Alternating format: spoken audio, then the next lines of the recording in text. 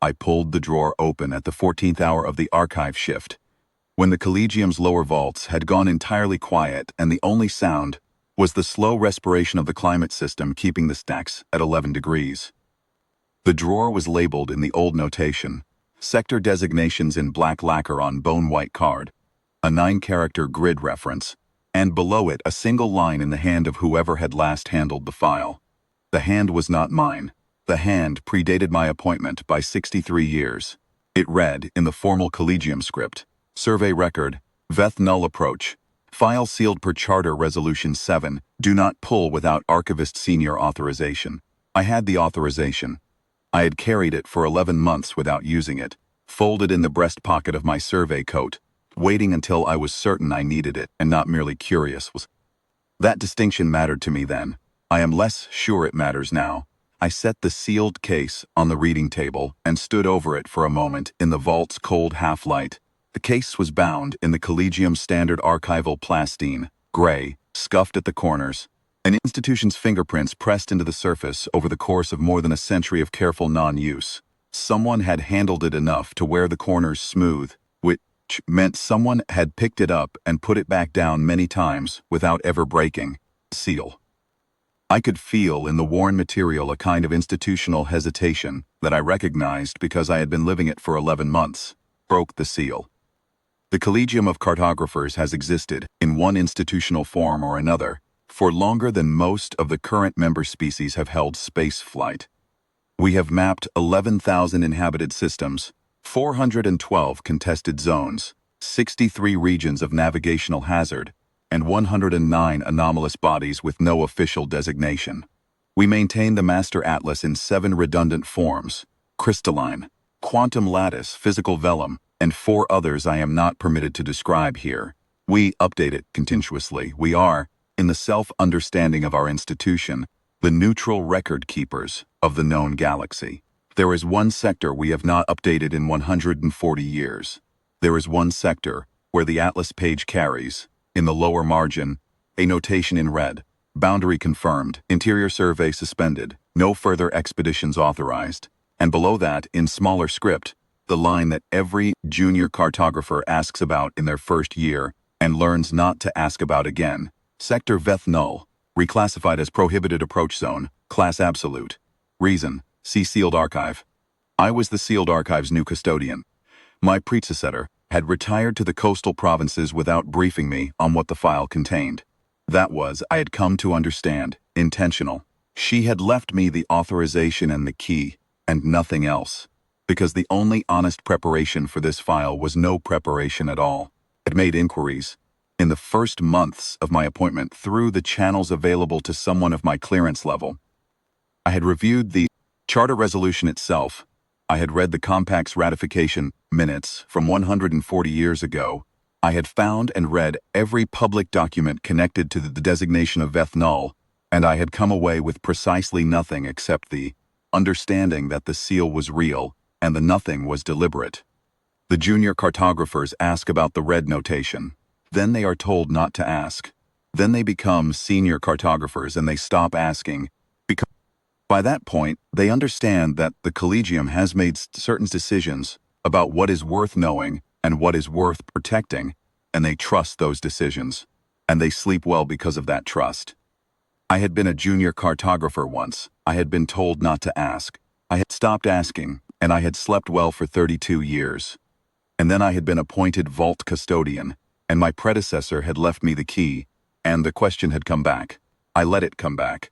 That is the most accurate thing I can say. I let it. I chose to open the drawer, to break the seal. Nobody ordered me to do it, and nobody had forbidden me, and the authorization in my pocket was real. And still, sitting there in the cold vault with the sealed case on the table in front of me, I understood that there is a reason the notation says, do not pull without Archivist Senior authorization, and not pull when ready. The authorization is not permission. The authorization is a threshold. What you do at the threshold is a choice that belongs entirely to you. The case held a single serva binder, bound in the gray plastine cover standard to deep approach missions, and inside the binder, records of the Collegium Survey Mission 7 Veth, dispatched 141 years ago under Survey-Primarch Tannavar, and a crew, 15, 11 cartographers, 3 navigators, 1 long-range signal specialist, and an observer from the Interspecies Compact. 16 souls in total aboard the survey tender Remonstrance of Lines. I will note here, before I go further into the log, that I looked up Tannavar before I opened the case. She is in the Collegium's personnel records. Those are not sealed. Survey-Primarch rank, 31 years of active service before Mission 7 Veth. Recommendations from 7 major surveys. A citation from the Compact's Cartography Board for her work on the Dravani cluster assessment.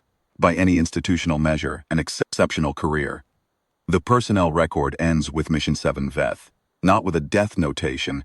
She survived the mission. The record confirms that, but with a resignation, filed 9 weeks after the mission's return. No reason given. The record has a field for reason of separation, and the field is blank. She was 44 years old when she resigned. She would have had, by the Collegium's actuarial standards, at least 30 more productive years of survey work ahead of her. I note this because I think it is important context for reading the log. I think you understand what someone is willing to write differently when you know what the writing eventually cost them. The mission brief was straightforward. The region now designated Vethanol had at the time of Mission 7 Veth's departure no official Collegium designation at all. It was a gap, a roughly void volume of space, perhaps 600 light-years in mean diameter, sitting in the outer arm of the second spiral like a held breath. Neighboring sectors had been mapped. Trade lanes ran along its edges. Multiple species had achieved spaceflight in the surrounding regions, and yet no one, in the entire history of compact-affiliated cartography, had mapped what was inside. The brief noted this with the dry tone of institutional understatement. The interior of this region has not been surveyed by any Collegium-affiliated mission to date, and information from non-affiliated sources has been inconsistent. The survey objective is to chart the region's stellar bodies, gravitational features, navigational hazards, and habitable or previously inhabited systems, and to produce a complete sector atlas for integration into the master record. Inconsistent information from non-affiliated sources. I noted the phrase. I would return to it. What the brief did not say, what no institutional document connected to Mission 7 Veth's departure said, as I discovered when I reviewed everything I could access, was why the sector had not been surveyed before. 11,000 systems, 412 contested zones, 600 light-years of uncharted space sitting in the middle of a densely trafficked region, untouched by 60 years of systematic cartographic expansion. The Collegium had surveyed systems in worse positions, systems with worse navigational approaches, systems that required longer transit times and more complex equipment configurations. The gap was not an oversight. The gap was a habit so old that it had become invisible, thing the institution had been doing so long that no one thought to ask why. I found one document that came close to acknowledging this. It was an internal assessment, produced approximately 80 years before Mission 7 Veth, by a Collegium Survey Planning Committee that had been tasked with identifying gaps in the Master Atlas. The assessment listed Veth Null's precursor designation. It had a different name then, provisional one, as a gap of high priority for future survey. The committee recommended expedition planning within 5 years. That recommendation was filed, and as far as the records show, never acted on. The committee was dissolved 2 years later. The gap remained. The habit continued. I have a theory about the habit. I developed it over the 11 months between my appointment and the night I opened the drawer, tuned, and it is not based on anything I can point to in the institutional record. It is based on something more like pattern recognition. The kind of reading you learn to do when you have spent 30 years annotating star charts, and you start to understand that an absence is a data point just as much as a presence is. My theory is this. Before Mission 7 Veth, the compact-affiliated species knew, not formally, not with evidence, not with a sealed file in an archive vault, but they knew in the way that long-lived institutions acquire knowledge that never quite makes it into the official record.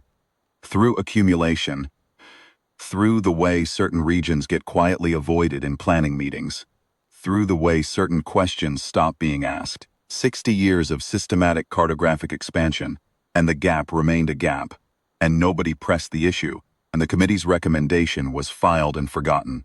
Someone knew. It was just that knowing, in that form, is not knowledge. It does not go in the atlas.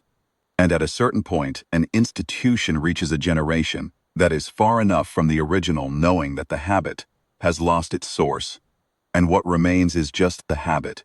And then, someone appoints a survey planning committee, and the committee looks at the gap, fresh eyes, and says, "Why haven't we mapped this?" That is how Mission 7 happened. Not from malice, not from recklessness, from the ordinary entropy of institutional memory. I keep this in mind when I read what comes next. The first 40 pages of the binder were routine survey logs, jump coordinates, stellar census data, spectral analysis of sun-type classifications, navigational hazard markers, the procedural minutiae of deep approach cartography. Tannavar was thorough. Her team was experienced. The logs had the efficient, unhurried quality of professionals who had done this work many times before and expected to do it many times again. I read them quickly, noting the landmarks. Their entry point, at the sector's trailing edge, their first jump inward, their initial census of the border stars. The border stars were anomalous. I want to say that plainly before I continue, because it's easy to move past it in the flow of the mission log, and I think it deserves to stand on its own. The border stars, the stars at the inner edge of the approach zone, the ones that mark the transition from charted space to the interior, were not where gravitational modeling would predict them to be. The discrepancy was small by any individual measure, fraction of a percent in positional regularity, a spectral class distribution that did not match the statistical likelihood for a naturally occurring cluster. Tannavar noted it in the technical log as a flag for the astrophysics board. She did not dwell on it, but I dwelled on it. I dwelled on it for a long time in the vault, sitting with the binder open to those first 40 pages. Because here is what the anomaly implies, if you follow it. The border stars are not where they should naturally be. They are distributed in a pattern that gravitational history alone cannot produce. Which means something produced the pattern, something arranged them, or something arranged the space around them. And the arrangement is old enough and subtle enough that 60 years of systematic cartographic expansion in the adjacent sectors produced no flag, no inquiry, no institutional follow-up to the one committee that came close to noticing and was then dissolved. The border of the unmapped sector is itself a structure. That is what the anomaly says if you let it say it. The thing at the center of the sector did not merely sit in the middle of a natural volume of space and wait to be found. The boundary was shaped. Something drew a line and put the line there, and the line has been holding for long enough that we filed it as a feature of the landscape. I did not find a note in Tannavar's log acknowledging this explicitly. She flagged it and moved on. I think she understood what it meant and chose not to write it down, which is itself a chisel, tells you something about the quality of her thinking. Some things are better appended to a flag for a specialist review board than written in plain language in the log of a mission that is still in progress. I respect that discipline. I understand it. But it was there. The border stars were not where they should have been, and the sector's border was not a natural boundary, and that means the entire approach. Every jump they made from the sector's trailing edge inward was an approach into a space that had been deliberately delimited. They were not exploring an unmapped region. They were entering a designated space. At page 43, the routine ended. The entry was logged by Tannavar herself, in the first person, a departure from the standard third-person mission format that told me immediately that something had shifted. It read, Day 19. We have encountered the first structure. That was all it said. The formal log entry following it, the one that should have contained grid, coordinates, a structural description, preliminary material analysis, was blank. The form was present. The fields were empty. Whatever Tannavar had seen on day 19 had interrupted her enough that she had opened the personal log format and written 3 words, and then apparently stopped, and then apparently continued the survey. I turned the page. The routine resumed. 4 more days of stellar census data, jump logs, hazard markers, and then, at page 49, day 23, we have encountered the second structure. It is not the same type as the first. The navigator, Pel Sorath, has requested that I log his formal assessment that the structures are not natural formations. I am logging it. I am also logging my own assessment that the structures are very old. I paused here and looked up at the vault ceiling. It was low and gray and featureless. Around me, in their identical sealed drawers, were the records of 11,000 surveys. None of those drawers had been sealed under Charter Resolution 7. None of those drawers required archivist senior authorization to open. I have been in the vault many times, at many hours, in many states of mind, and I have never felt it the way I felt it at that moment. The weight of the wall of drawers, the accumulated record of everything mapped and documented and filed and left, the institutional silence that is not quiet at all if you know how to listen to it. I kept reading. The structures appear in the logs 7 more times over the following 12 days. Tannavar is increasingly sparing in her descriptions. Not from lack of observation, I think, but from the same quality I would have named in her brief as professional restraint. The cartographer's discipline of recording the measurable and flagging the rest for specialists who are better equipped to interpret it. She notes dimensions. One structure is large enough that the remonstrance of lines needed 3 orbital passes to establish its full footprint, and she notes materials, or attempts to. The instruments return data she twice describes as inconsistent with known cataloged materials. She notes one structure's apparent purpose, tentatively, with the qualifier that she is aware this is speculation. It appears to be a marker. A marker of what she does not say. She notes the coordinates. She moves on. But I will dwell on it for a moment, because she cannot and I can. The structures were not ruins in the usual sense. The survey logs do not use that word. They were, as best as I can reconstruct from Tannavar's descriptions, and the technical data attached to the mission log, objects placed with specific intent in specific locations, built of materials that the remonstrance of lines instruments could not fully characterize at a scale that implied their builders expected them to endure. They were markers. Whatever had placed them to be found. By whom? For what purpose? The log does not answer these questions. I do not know whether Tannavar asked them. On day 31, she encountered the first signal. I want to be precise about what the log says and does not say. It says, the signals specialist, Kurth Duin, has identified a low-frequency transmission originating from an interior system, designated Survey Provisional 4 in Tannavar's working atlas. The transmission is not consistent with natural electromagnetic phenomena. Duene has confirmed it is structured. It carries pattern. Duene cannot decode it. She estimates, based on the transmission's frequency decay profile, that it has been broadcasting continuously for somewhere between 4,000 and 9,000 years. The log does not say what the transmission contained. Tannavar notes only that Duene has begun a translation attempt, and that the team has voted to continue the survey inward rather than halt at this point. The vote was 15-1. She does not record who cast the dissenting vote. I sat with that for some time. I still sit with it sometimes. 15-1 on a crew of 16. Someone on that ship. 31 days into the interior of a sector that had been a deliberate gap in the atlas for as long as institutional memory, looked at an ancient transmission they could not read and said, we should stop here. I do not know who cast that vote. The log does not say. I think about them. I think about the particular quality of mind it requires. In the middle of a successful deep approach survey, with a competent crew and a functioning ship, and 11 years of professional cartographic experience behind you, to look at an unknown transmission from an unknown source, broadcasting for an unknown number of thousands of years and say, this is where we stop. 15-1 is a landslide. The mission continued inward. By day 38 they were in the interior. The stellar census had produced, Tannavar noted, results that she was formally flagging for review by the Compact's Astrophysics Board. The interior stars showed patterns of spectral and positional regularity that she could not account for by natural processes. They were not random. They were not clustered in the ways that gravitational history would predict. They were, she wrote, arranged. She used the word once, clearly, and did not use it again. I read that word and felt the vault's temperature differently. Arranged, 600 light-years in diameter. Hundreds of stellar bodies arranged. The team found the first inhabited system on day 40. Inhabited, past tense. The log carries Tannavar's formal assessment. The third planet of Survey Provisional 11 bears extensive surface modifications, consistent with large-scale settlement and development over a very long period. The settlement is not current.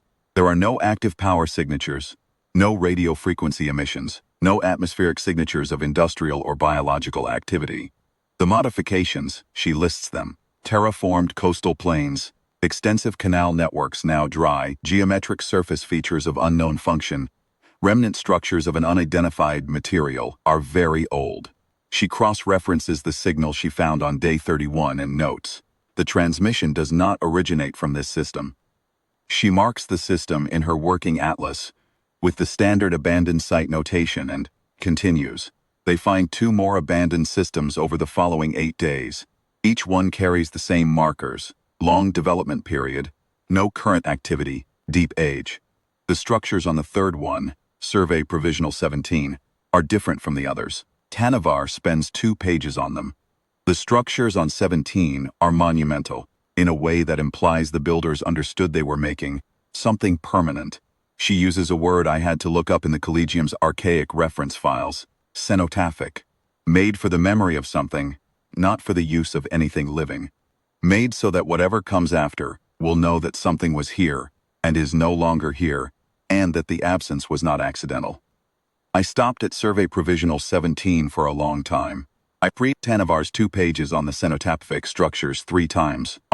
I am not sure I can explain why, except that there is something in the idea of a monument built not to celebrate but to mourn, not to mark a presence but to mark a going away, that sat in the cold air of the vault like a weight, could not put down.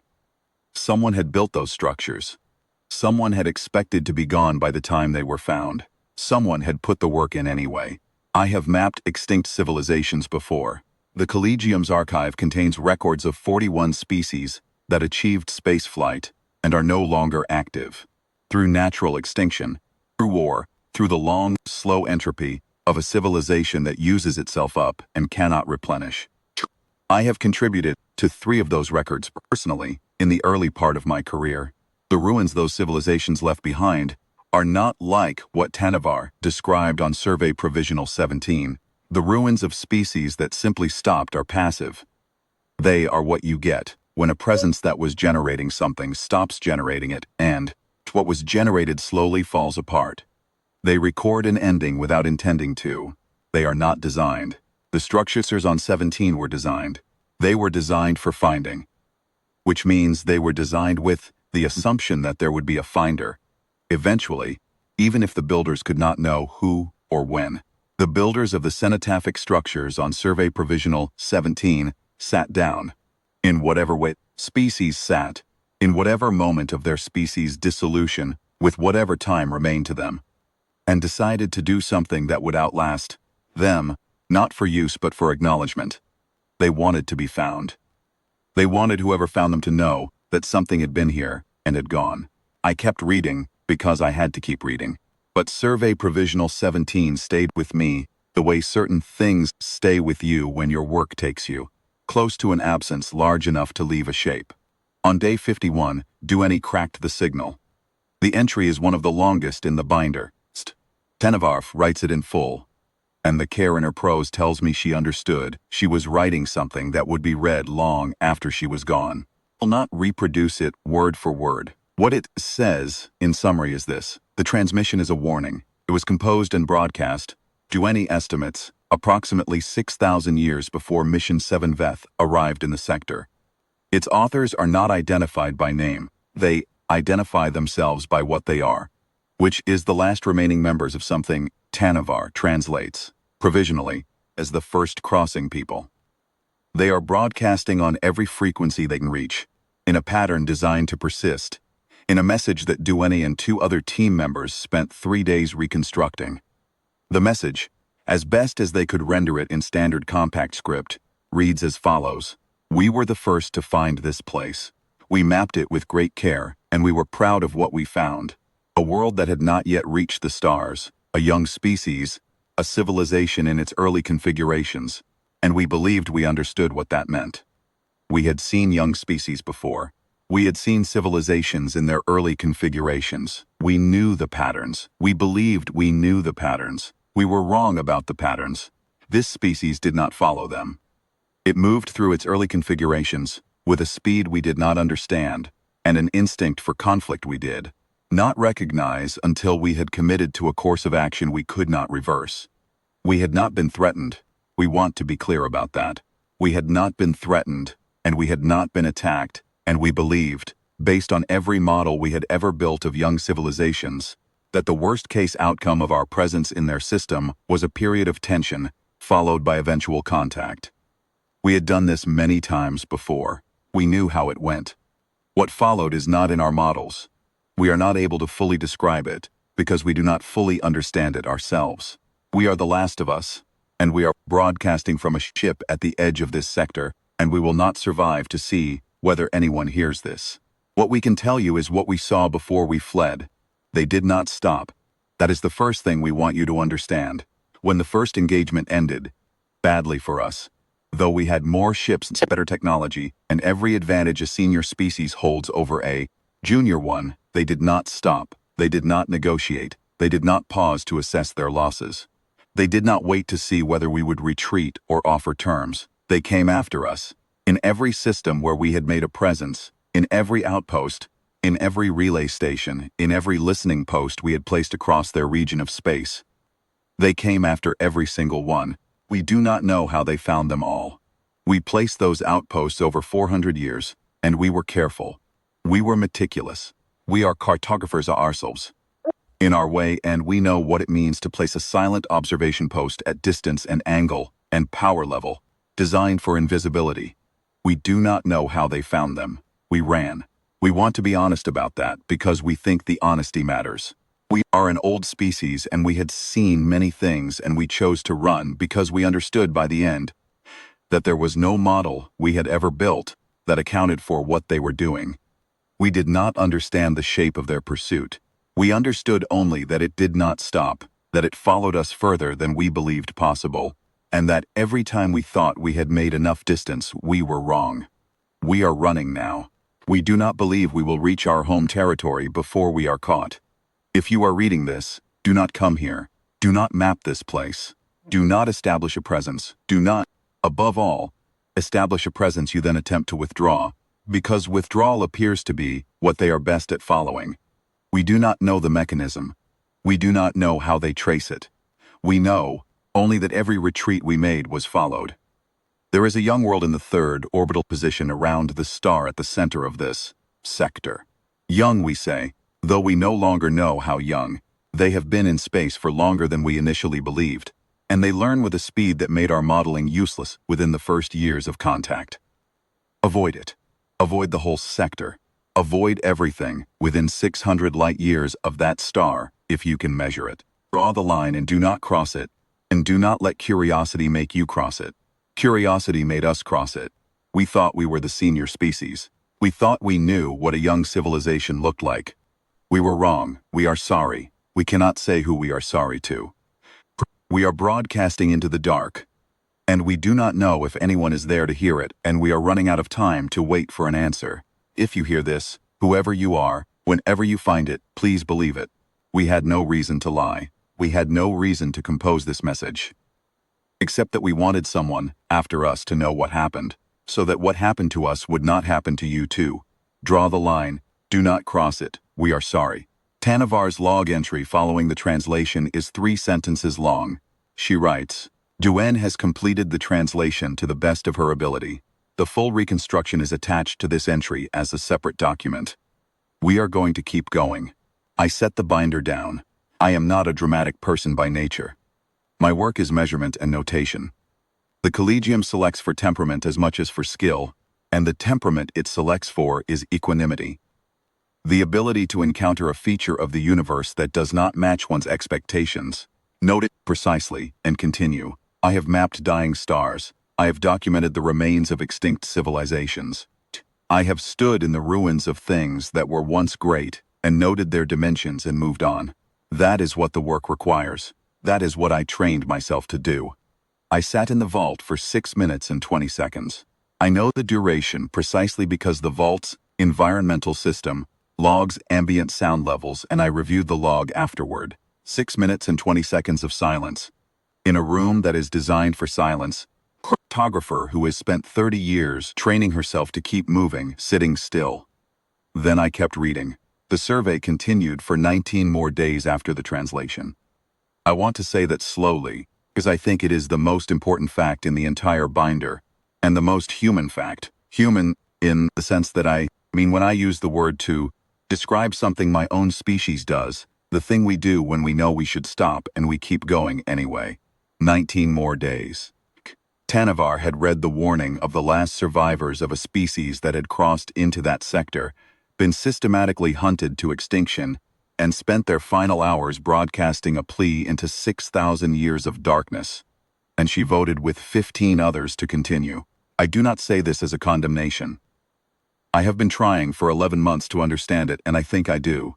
She was a cartographer. She had been a cartographer for 31 years.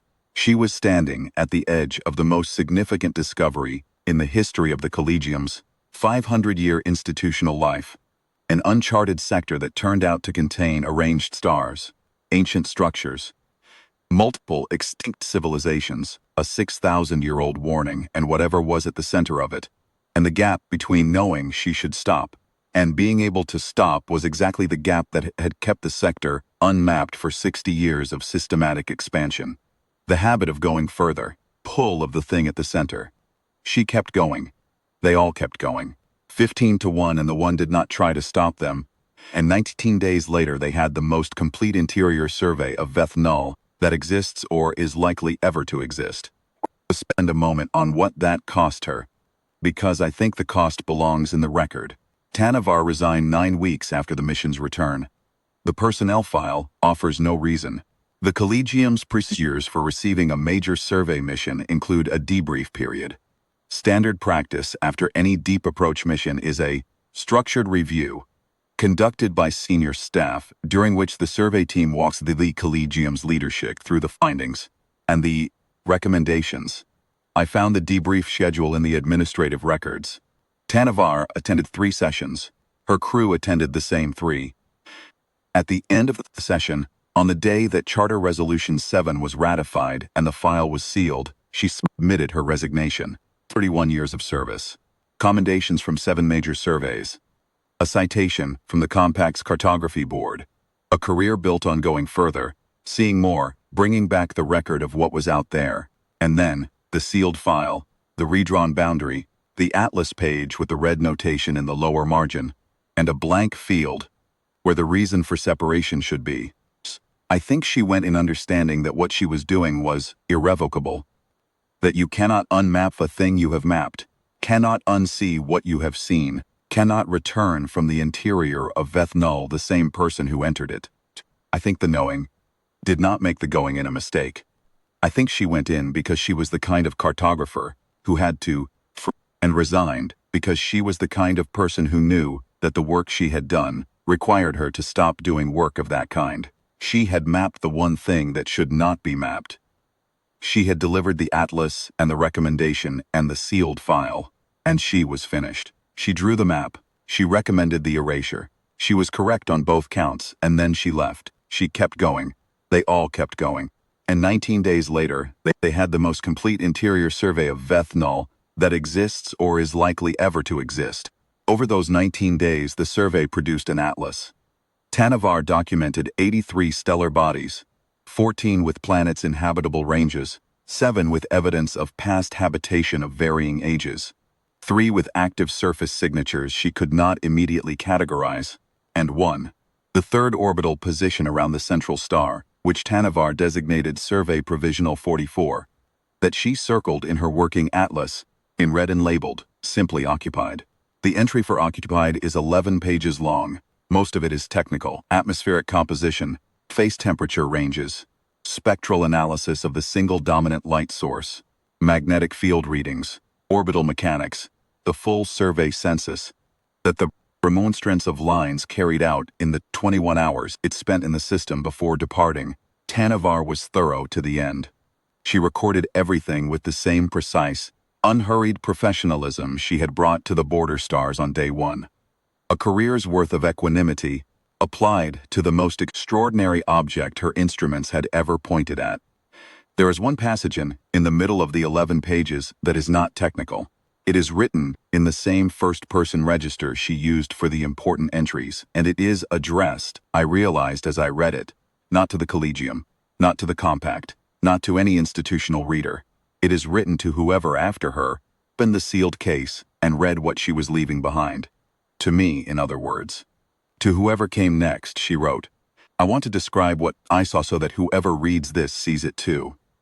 We came into the system on the dark side approach, is standard procedure for a preliminary survey of an occupied world. We ran quiet, minimal emissions, passive sensors only, the standard profile for observational survey. We held position at the fourth orbital body and ran the long-range array. The world at position 3 is, by any measurement we have, very much alive. There are cities. There are large ones. I have been to 7 or 8 planets with active civilizations in my career, and the light scatter, from this one's night side, all of them together in the shade. The settlements are spread across 6 of 7 land masses, densely, in patterns that suggest very old habitation and very intense development over a very long period. There is weather modification in the atmospheric readings. Large-scale systems that do not behave naturally. The signature of a species that has been shaping its climate for long enough that the shaping looks almost seamless. There is orbital activity. We counted, in our 21 hours, over 900 discrete objects in various orbital bands, ranging from very small to quite large. They have been in space for some time. They know their sky with the familiarity of a species that has been watching it for generations. They are not what the warning prepared me for. The warning prepared me for something ferocious and incomprehensible, and they are not incomprehensible. They have cities and farms, and what my navigator, Pel Sorath, identified as evidence of large-scale agricultural organization across the temperate zones. They have been arguing with each other about how to use their landmasses for a very long time. You can see it in the historical terrain modification, the old boundaries, the places where development patterns shift and shift again. They are a complicated species that has been doing complicated things for a long time, and the complications are visible in the landscape the way complications always are. Written into the terrain, readable, if you know how to look. I do not know how to hold both of these things at the same time. The warning and the world. The warning says, what happened to the species that disturbed them? The world says, there are beings on that surface who do not know we are here, either going about their lives, who have no idea that a ship from the Collegium is sitting in the outer dark of their system, reading their emissions, counting their lights. They have no idea we are here. I want to note that separately from everything else, because I think it matters. After everything the warning described, after what they apparently did to the first crossing people across the full span of that species last years, they have no idea we are here. We disturbed nothing. We made no presence. We held our distance and we watched, and they are going about their days. I have been trying, in the 17 hours since we completed the passive survey, to find a way to describe what they are that is fair, and I cannot find one that does not feel incomplete. They are numerous.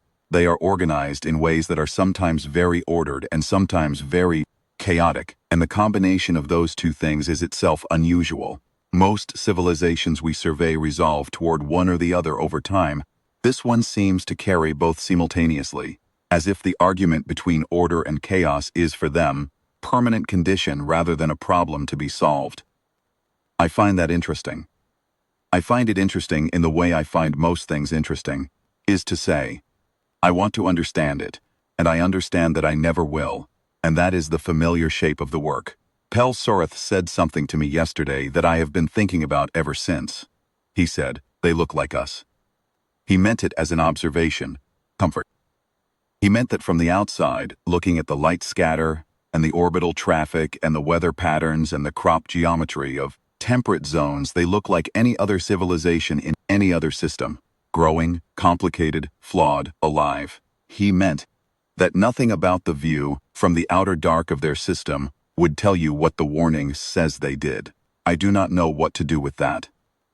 I am going to leave this entry in the formal record, because I think whoever opens this case deserves to know that I looked at them and found them difficult to categorize.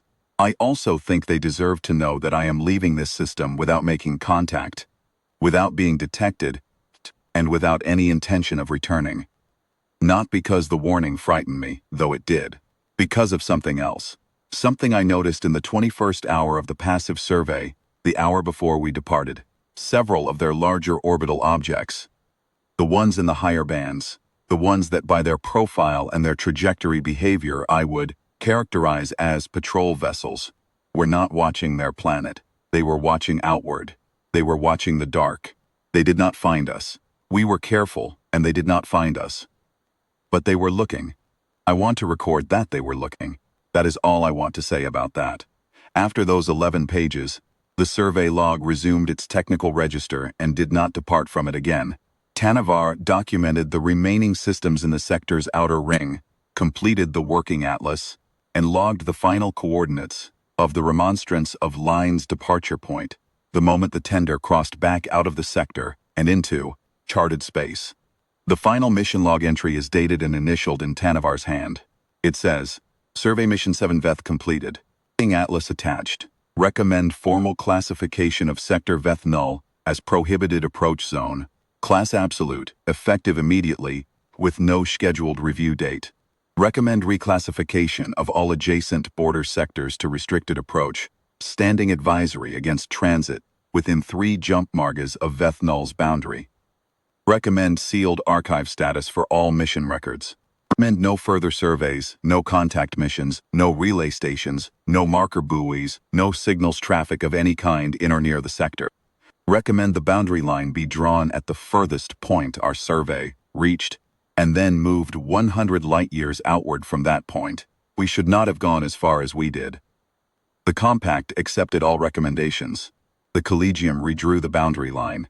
The sector was erased from the public atlas, not blanked, not marked as unknown, but given the clean notation of a region never surveyed, as if Mission 7 Veth had never departed, as if the drawer in the vault had always been sealed, as if Osei Tannavar and her 15 colleagues had never seen what they saw. In the 140 years since the mission's return, 43 species have achieved spaceflight in the regions adjacent to Veth Null. All 43 have received, through various channels, the standard compact advisory on the sector. Navigational data insufficient, approach not recommended. 10 of them have asked follow-up questions through the compact's inquiry channels. All 14 received the same response. The advisory stands. None of them know about the file in the drawer. None of them know about Tannavar. None of them know about the first crossing people, or the cenotaphic structures on Survey Provisional 17. Or the transmission that has been broadcasting on every frequency for 6,000 years, patrol vessels, watching the dark from the high orbital bands. I know. The authorization in my pocket made me one of perhaps 6 people alive who knows. 6 people, in a galaxy of inhabited species and active civilizations and compact-affiliated institutions with a collective institutional age of several thousand years. 6 people who have read what is in the drawer. I sat with that for a long time. The vault climate system ran through 2 full cycles. The vault is designed to be comfortable at 11 degrees, and it is not comfortable. And I have never found it comfortable in 11 months of archive shifts, but sitting there with the closed binder on the table in front of me, I found it less comfortable than usual. And I understood why, which is that the cold was no longer abstract. The cold of the vault, the cold of 11 degrees, was the same cold as the dark beyond the boundary line. The same institutional cold. The same careful management of temperature to ensure that nothing inside deteriorates. I have been trying to write this clearly, and I want to continue trying. The compact's decision was correct. The Collegium's decision was correct. Tannavar's recommendation was correct, and her successors were correct to implement it. And the 63 custodians who came before me were correct to maintain it. I believe this without qualification. The first crossing people were more advanced than the civilization at Provisional 44. They had 400 years of accumulated surveillance infrastructure. They had, by the warning's account, every advantage a senior species holds over a junior one, and they were gone. Not defeated in a conventional sense, not pushed back, negotiated into a settlement, not coined, gone. The archive drawers I share this vault with are the records of 11,000 surveys, and not one of them carries a story like that. The other 11,000 drawers hold their records. The first crossing people's records are here, because here is the only place their warning survived. We drew the line. We moved it outward. We sealed the file. We kept the atlas as it is. That is right. But there is something I have been carrying since the night I opened the case, something that did not fit cleanly into either right or wrong, and I want to record it here because I think it belongs in the record even if the is never read. First crossing people composed their warning for someone. They knew they were dying. They knew that by the time anyone found the transmission, they would be long gone. The frequency Galactic profile alone tells that story, and Dooney read it immediately. They had a choice in those final hours on a ship at the edge of a sector that had consumed their civilization, between silence and the effort of composing a warning that might help someone they would never know. They chose the effort, put in the work to make the transmission persist. They built it to last. Built it with the same monumental intent as the cenotaphic structures. On Survey Provisional Scene 17, the structures made not for use but for memory. They wanted someone to know what happened. They wanted the knowledge to outlast them. They wanted whoever came next to have what they had not had. The warning, the full story, truth of what was in the sector before they crossed the line. The Collegium has the warning. The file has been sealed for 140 years. The 43 species that have achieved spaceflight in the adjacent regions have received the advisory without explanation. The warning that the first crossing people built to last, that survived 6,000 years of continuous broadcast, is in a drawer in a cold room on a world they never knew existed, maintained in conditions designed to ensure it does not deteriorate, read by 6 people alive and, before them, 63 people now dead, none of whom changed the atlas. I have been trying to find a way to hold both things, and I think I have found it, finally, tonight. The first crossing people wanted the warning to protect someone. The Collegium is the mechanism by which the warning works. Not by sharing it, by acting on it. The sealed file is not the burial of a warning. The sealed file is the warning doing its job. 6,000 years of broadcasting, on every frequency, and it reached exactly the right audience, and the right audience drew the line, and moved it outward and sealed the record, and the boundary has held. The warning worked. It just did not work the way the first crossing people expected it to work. They expected it to be heard by someone who would hear it and choose differently. What happened instead is that it was heard by someone who heard it and chose to not choose at all. To take the choice off the table, to remove the option of contact, to make the approaching, the sector, the kind of thing that does not happen. The warning is doing its work in the dark of the drawer. It does not need to be shared to be doing its work. I believe this. I also understand, sitting here in the vault, that every generation of custodians has believed it, and that the belief is what allows the institution to function, and that the institution functioning is the right outcome. I am not arguing with the institution. I am not arguing with anything. I am writing this down because I think the writing down matters, even if no one reads it, because the alternative is to let the whole weight of it sit in the cold without acknowledgement, and I am not able to do that. I am a cartographer. My job is to put things on the record. There is a particular loneliness to being the custodian of a truth that cannot be shared. I have been thinking about that loneliness tonight in a way that I have not permitted myself to think about it on other nights.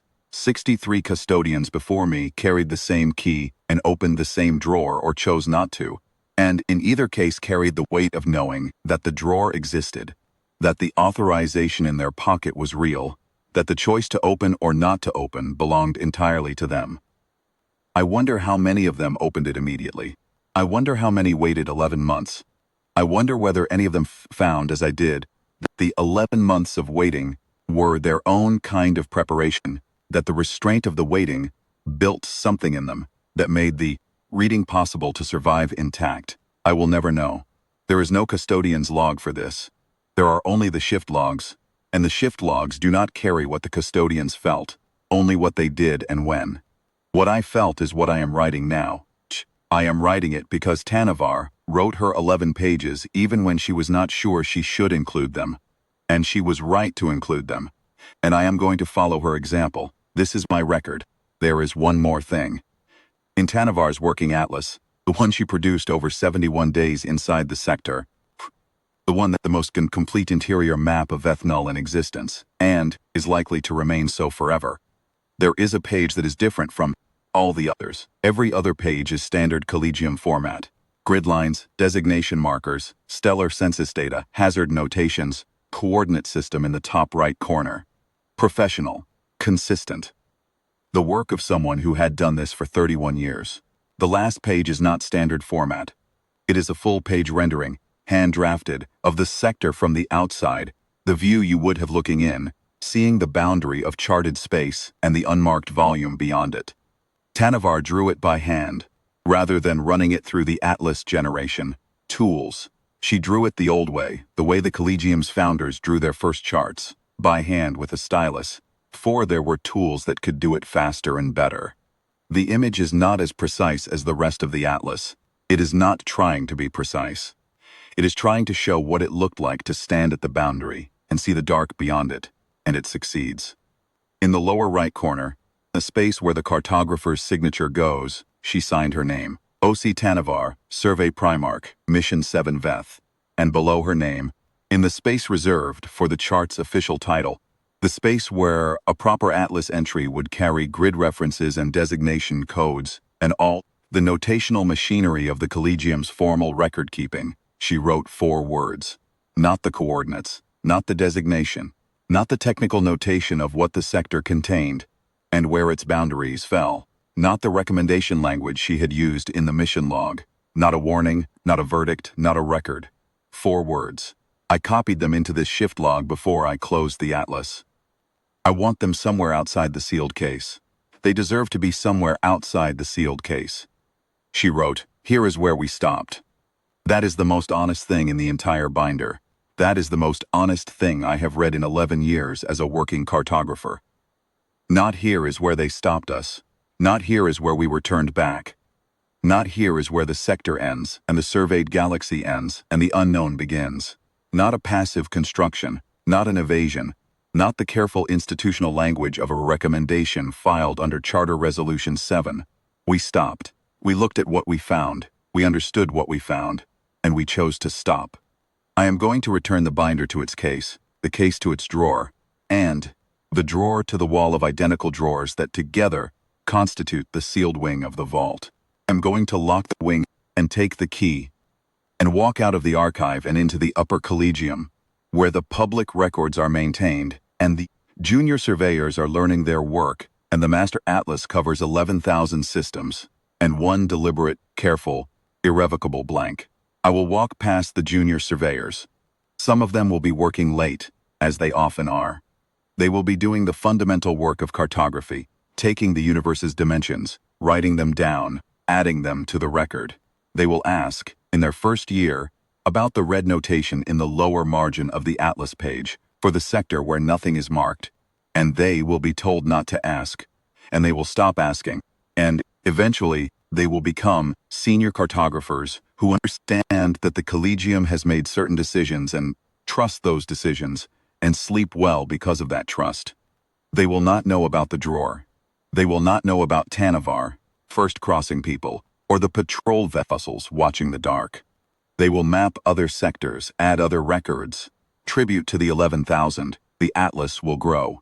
The one deliberate blank will remain. This is correct. I believe it is correct. I have believed it every day of 11 months, and I will believe it tomorrow. And I will believe it until my tenure ends, and I hand the key to whoever follows me with no briefing, just the authorization and the key. Because that is how it was handed to me, and because the briefing, if there is one, the atlas will remain as it is. I have no recommendation to add to Tannavar's. She said everything that needed to be said, and she was right. The 63 custodians before me agreed, and I agree, and whoever follows me will read what I have written here, and they will agree too. The patrol vessels on the high orbital bands are watching the dark. The dark is watching back. Here is where we stop.